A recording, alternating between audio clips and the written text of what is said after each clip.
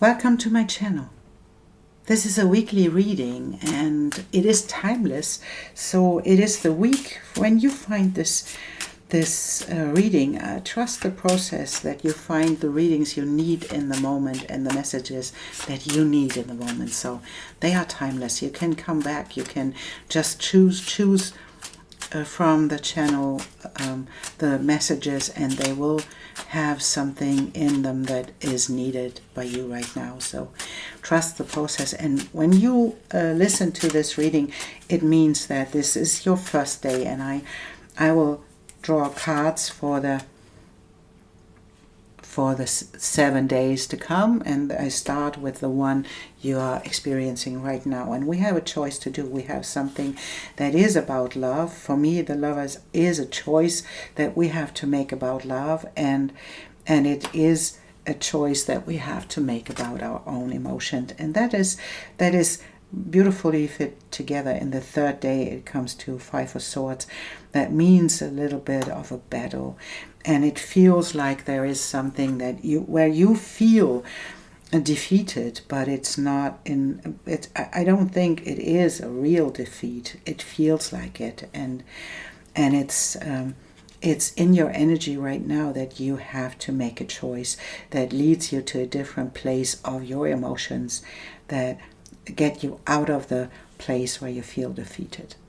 And then we have the Emperor, and that is taking your power back and taking your own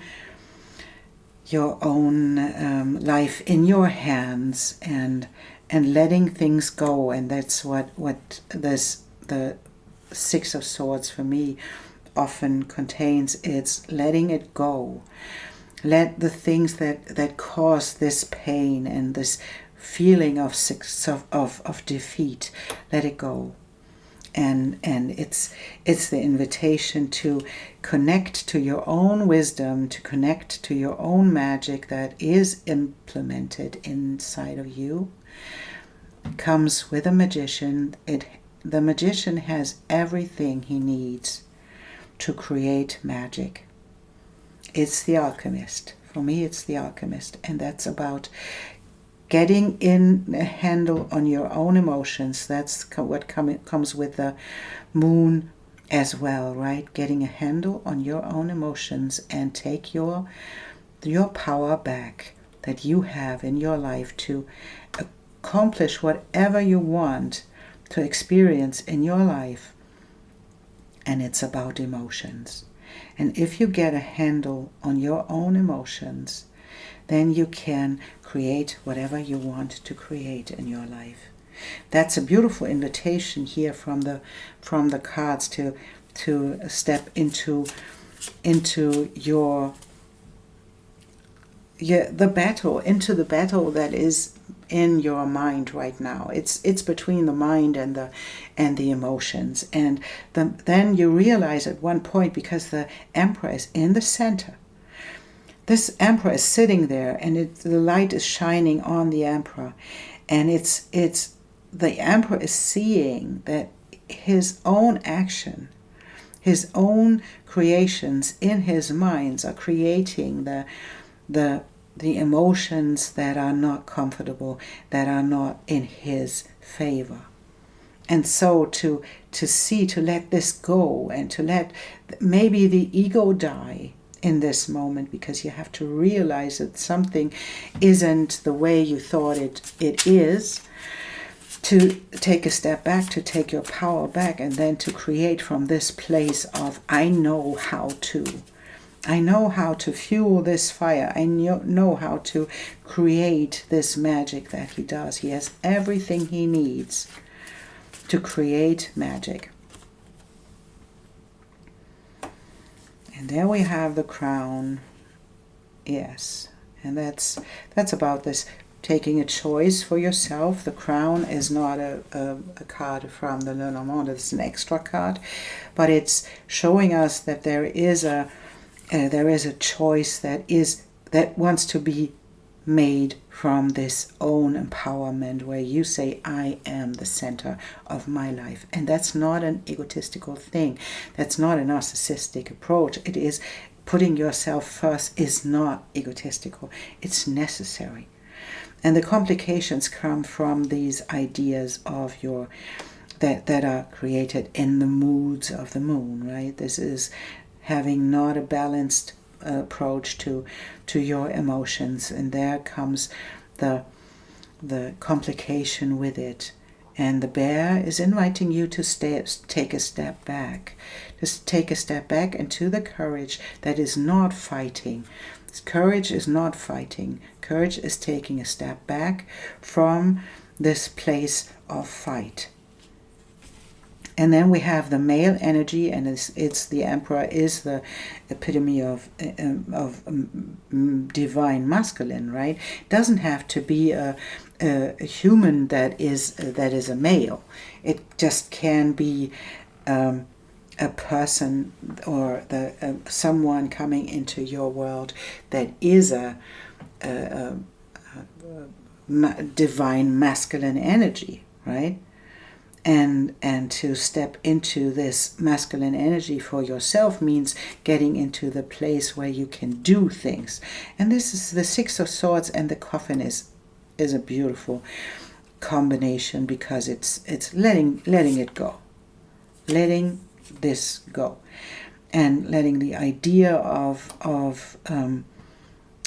the fight, the idea of being defeated, of the idea of all of these things that just tell you that you won't make it, to let it go, and then to receive and be the magician you came here to be. The magician allows energy to flow through him or it or her.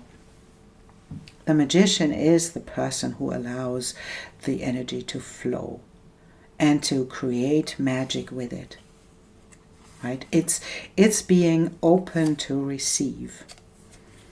And then we have the combination of the Ace of Cups and the Heart.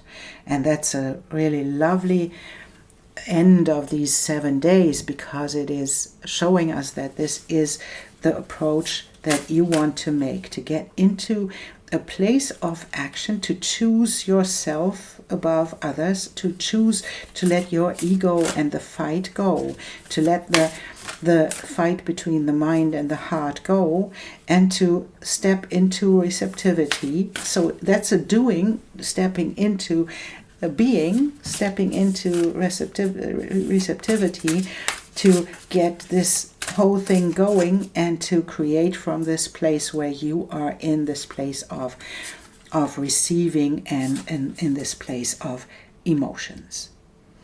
And then we have an answer that we have with this, the horses, and it's funny because I turned 3, and I want to take them because I want to share the messages with you, because there is never a coincidence to the cards we draw.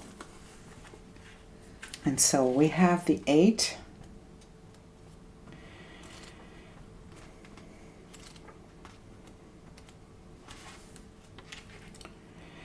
and the 8 is desert of inspiration, and it's wu-wei, incubation and illumination. Creative limbo.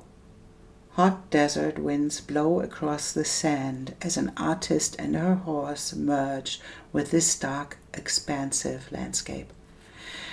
And the gift is sometimes doing nothing is more productive than doing something. Creative indolence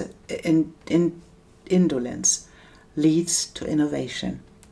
And that's this what I said before. That's the deciding to step into receptivity is doing something, but it is doing to be something, and to be somehow.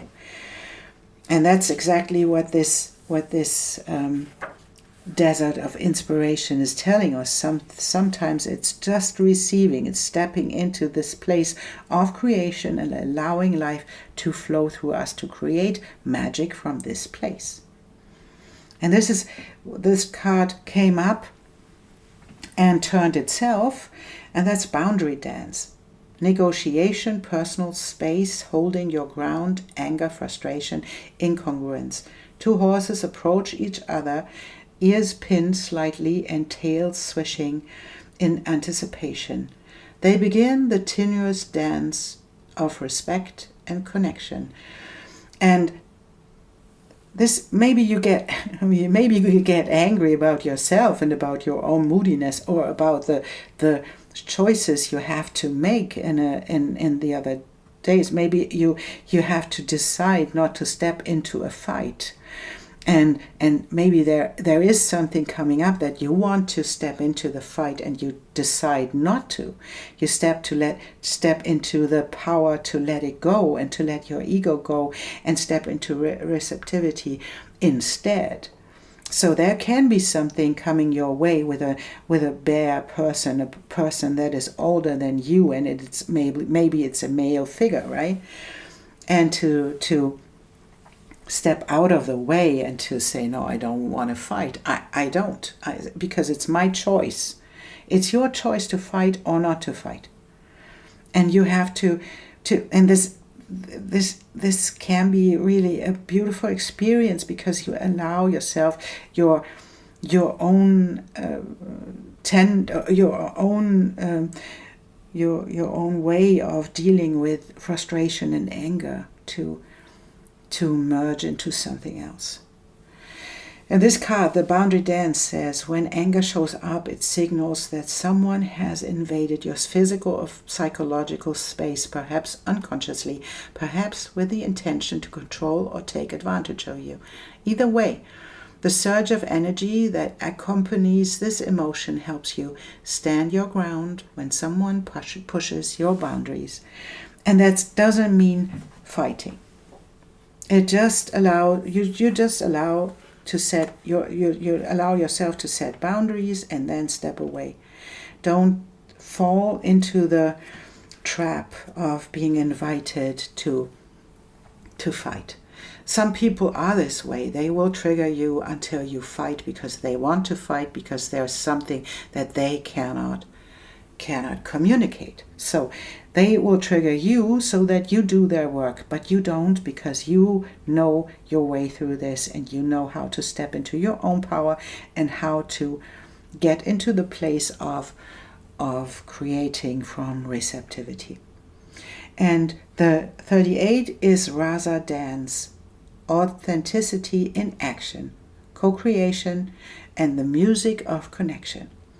A swirl of energy connects two beings dancing in spontaneous flow, freed from the limitation of species, roles, and expectations. They move in timeless communication, where thought becomes form and open hearts lead the dance.